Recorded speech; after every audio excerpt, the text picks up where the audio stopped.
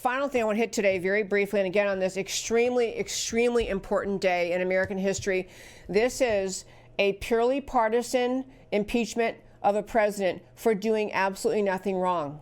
Again, for doing what Joe Biden has admitted on open tape he did do, and the Democrats failed to prove that President Trump did do, and which was to try to get to the bottom, what President Trump did, the bottom of what was happening in the Ukraine with Burisma, with Hunter Biden, with Ukrainian corruption, the money laundering operation that appears to have been ongoing, that Rudy Giuliani is saying he can show is ongoing. That's what they're going to impeach Trump for. And the second one, basically the Democrats saying that President Trump has no right to assert executive privilege. They can impeach him for asserting a privilege recognized in federal courts for decades. But I want to turn to this last segment talking about Attorney General Barr. When he was first appointed in February 2019, there were some people on the conservative side who said, good guy, he can definitely make it through the confirmation process. This is when we had to get rid of Attorney General Jeff Sessions, who proved to be pretty much useless and didn't fight for anything. But on to Barr. We were appointed in February 2019. There were people at the time who said he's just not tough enough, that he does not recognize the hornet's nest into which he is stepping. He does not realize the radical determination of the leftists in this country to take down President Trump. Does he have the backbone? Does he have the tenacity? And there were other people who know him who said, yeah, actually, he's a pretty strong guy. He's a pretty strong guy. And several of his recent speeches, we have quoted them, we played clips from them on the show. Several recent speeches can make you think that Attorney General Barr can handle his job, that he does recognize there was no predicate, there was no basis, that there was no reason under the sun that the FBI launched the Trump-Russia collusion investigation, except for they wanted a way to try to eliminate President Trump, to take him out. So the effort of Attorney General Barr, at least to publicly say he's looking into this, is great. It's great that he's looking into it. It's great that he appointed U.S. Attorney John Durham to investigate, to get to the bottom. What was the reason that this whole investigation of Trump got started inside the FBI? This is a good thing. But here we are. We're in December of 2019. We have the U.S. House voting to impeach the president, and you have the Attorney General Barr and Durham investigation into the predicate, the beginnings of the Trump-Russia collusion hoax, saying, as he just said last week, Attorney General Barr said in a series of interviews that is a massive investigation going on. He still believes it was very flimsy evidence that gave rise to the entire Trump-Russia collusion hoax, the beginning of the investigation. But they, Barr and Durham, won't have the results of that investigation ready to be released to the public until mid-2020. I guess he said earlier or mid-2020. So he's going to let the entire impeachment process go forward, House doing it today, moving to the Senate in the new year, and letting it go without deciding he has got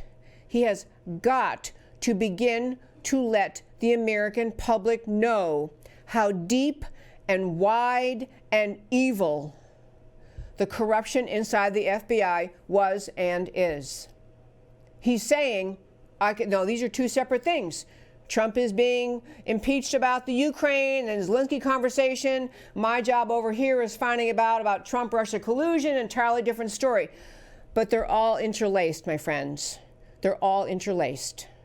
When you stop and think about how the Trump-Russia collusion thing got started, it was Hillary Clinton, through Perkins Coie, through Fusion GPS, paying to concoct the entire Trump-Russia collusion hoax out of the Steele dossier, which had completely unproven or totally disproven allegations. Nothing to it. The entire effort inside the FBI to take down Trump on Trump-Russia collusion was started by Hillary.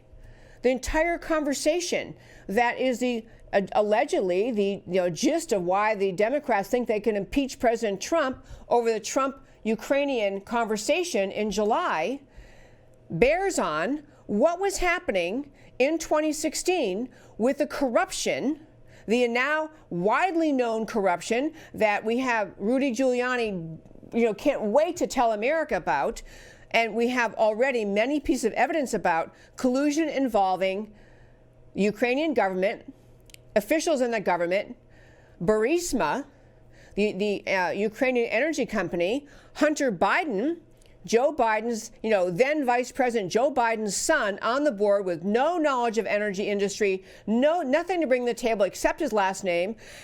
Clearly, allegations of money laundering in massive amounts. The State Department, our State Department, under Obama, paying money to support the efforts of the George Soros-funded NGOs inside the Ukraine to destabilize the country.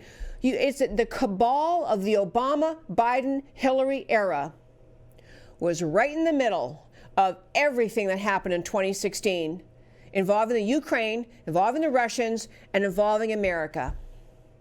And the idea that we're going to let the Democrats in the House, myopically look at one little piece of it and say, you know what, we're going to look at this and we're going to impeach a president over this nothing of a conversation, totally telling America, by the way, don't listen to that man behind the curtain. Don't listen to people talking about Biden and how he already admitted he did exactly what we're accusing Trump of.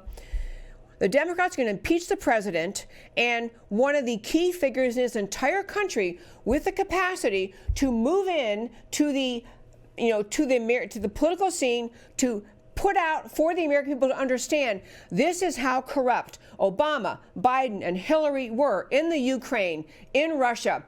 The whole big picture painted for America, and then see how the American people feel about the Democrats' effort to pick away at one conversation in which President Trump was saying to the Ukrainians, I think you ought to look into what happened with Biden and Burisma.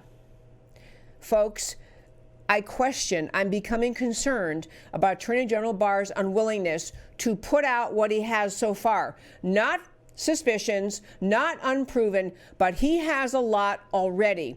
And to not put that on the table as America's festering under this impeachment attack seems like it is more determined to protect the institutions of the FBI and Department of Justice than it is to bring justice to America. The ultimate job the Attorney General has is not to protect the FBI and the DOJ. It is to protect the concept of justice in America.